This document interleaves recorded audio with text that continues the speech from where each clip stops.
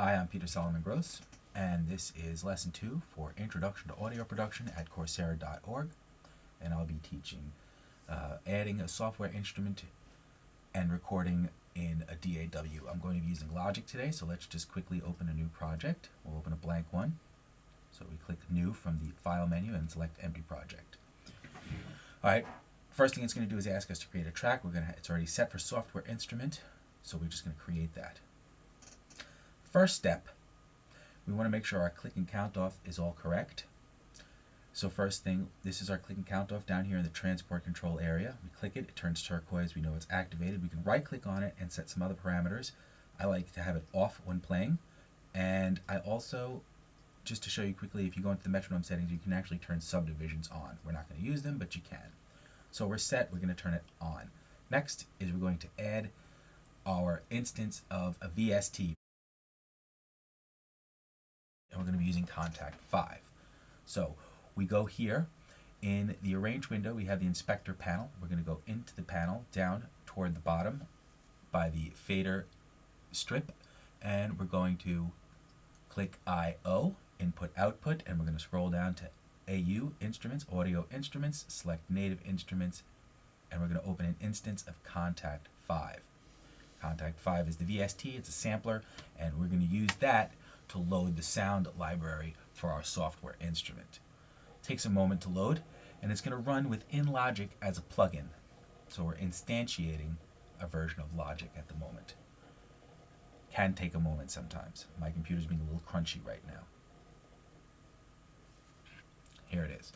So there's Logic, and here are the libraries I have installed, and we're just going to go down quickly, and we're going to choose a string sound, and I'm going to go with this, oh, I passed it, excuse me, and we're going to go with this great string sound I think I like, cinematic strings. This is 2, and we'll just choose violins, first violins, and actually, yeah, we'll go with first violins, there, and we're going to choose the standard sound, first violin, and it's going to open an instance of the instrument, and we can minimize all this and make it a little more manageable for the screen. Now before we go any further, we're going to name our track. So we're going to call it Violin 1 and save it as such. And we can even, drop down this little menu here, and just click on the icon, and we can put a little violin icon in it. So VL for violin, and there we have it. We'll make that a little bigger, and you can see it's a nice little picture of violin. Okay, so anyway, back to this. We have our instrument track set up. We have our click and count off ready to go. And we're going to record. So clicking the transport button, we're at 1. I have my tempo set at 120. I'm in the key of C major. We're actually going to change that quickly, so we're going to do that like this. We're going to go to the lists menu. We're going to go to signature. We're going to change C major to G minor. So G, and then actually what we need to do, is go to B flat major, and then you can toggle between major and minor. So B flat, G minor. Okay, we have our key signature. And there's our sound. It's a great string sound. All right, anyway, moving forward, let's record. I'll move that aside, and we're going to record. So here we go. Down here in the transport controls, we click the record button. As you see, it highlights. We're going to get a 1 measure count off in tempo, and then we're in.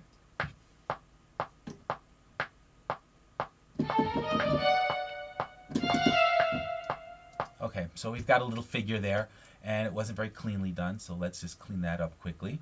Go into the score, and we'll look, and I meant to start that on the 3rd beat, so we were a little bit late. So there's, and our first note. So we have, oops, excuse me.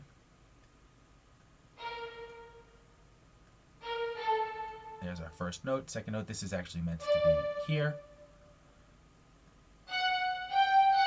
And you'll notice that the sounds weren't quite right either, so we're going to fix that. So there's that. Let's quantize this quickly. I like to quantize everything while I work on it.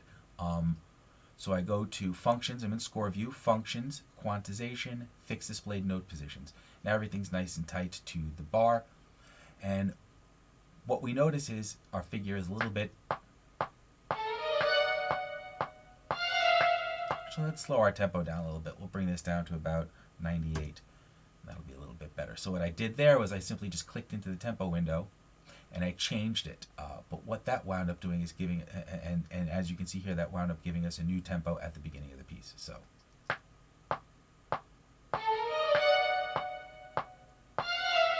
what I'd like to do first and foremost is we're going to bring the instrument back in, is I'd like to make the first note slur into the second note. So it needs to be a long note.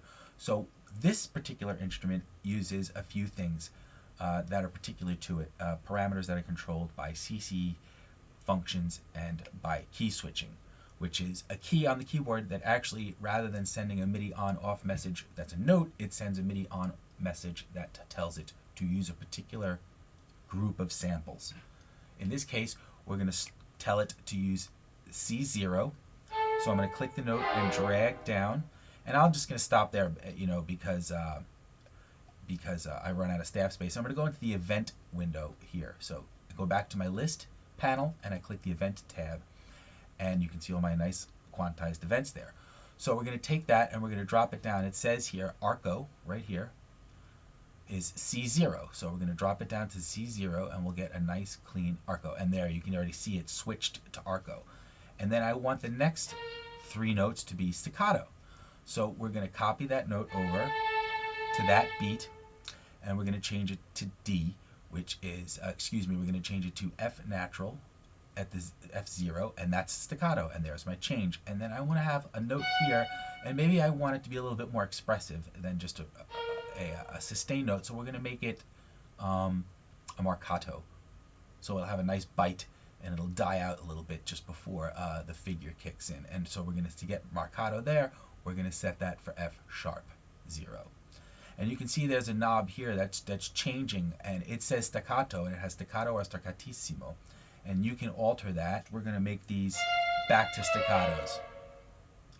So we'll put that back on F0, and we have staccatos again. And now we'll have a bit more of a shape to our figure.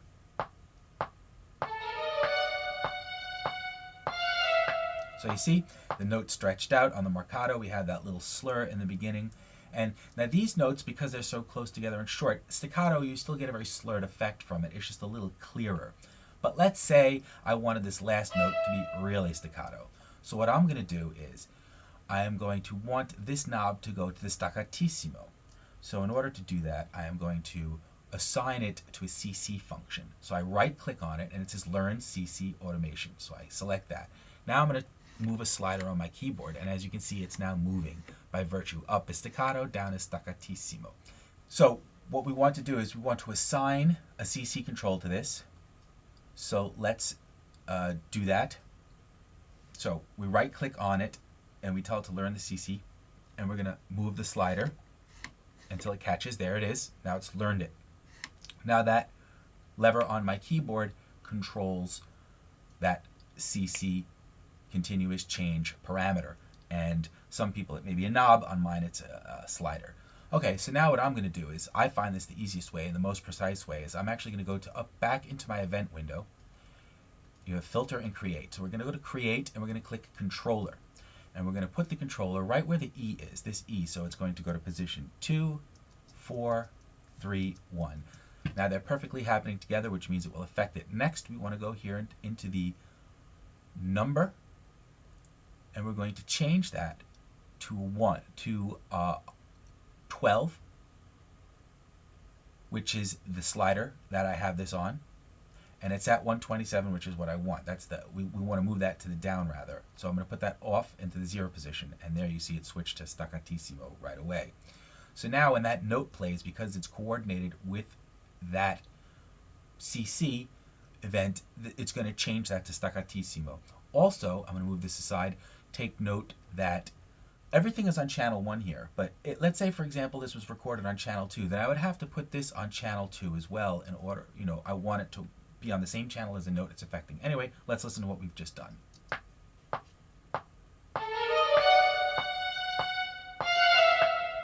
And I love that, except that I think I'd like that little figure to happen in 8th note earlier. So let's just go up into the piano roll.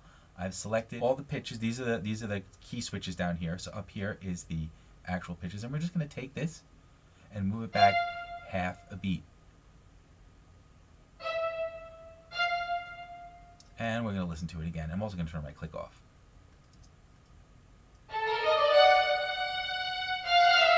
Nice! So there you have it.